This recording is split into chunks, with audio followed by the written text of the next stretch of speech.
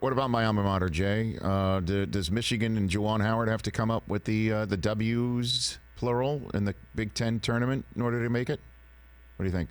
I don't think so. I mean, I wouldn't recommend to anybody losing, but I think Michigan's going to make it in because of the quality of win they have and the fact that Isaiah Livers was out for so long.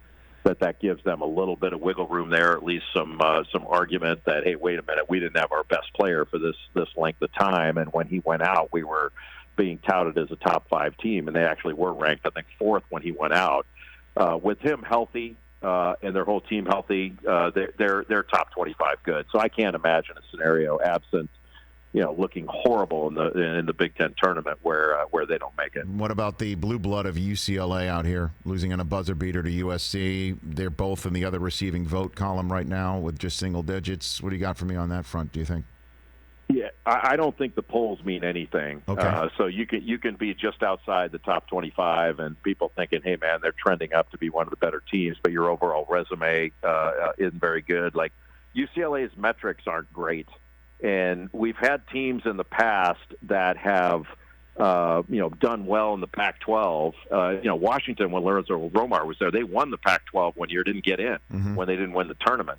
And I think we could see a similar thing with UCLA if they don't perform well in the Pac-12 tournament. That they've got a ton of losses.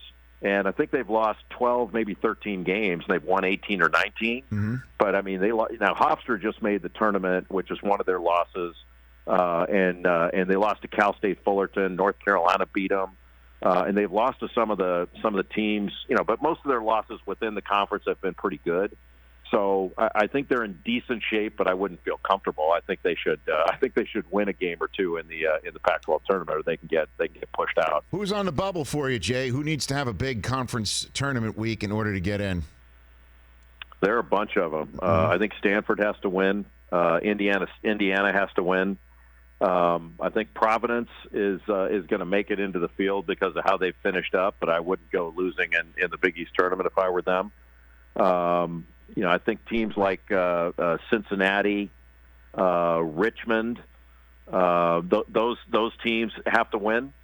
But outside of that, I think it's I don't want to say it's fairly clear, but there's not a lot of wiggle room for teams to break through. To sort of break through. There are a couple that can fall out, but there's probably 8 teams that are competing, and they've got really spotty resumes. I mean, to the point of being average teams. And I think one of the things that's kind of interesting about this is there are, when you look at this event, like, this is the national championship event, and man, when people say it's not fair to the little guy, I always kind of push back on that and say, hey, look, it may be more difficult for the little guy, but it's ridiculously fair.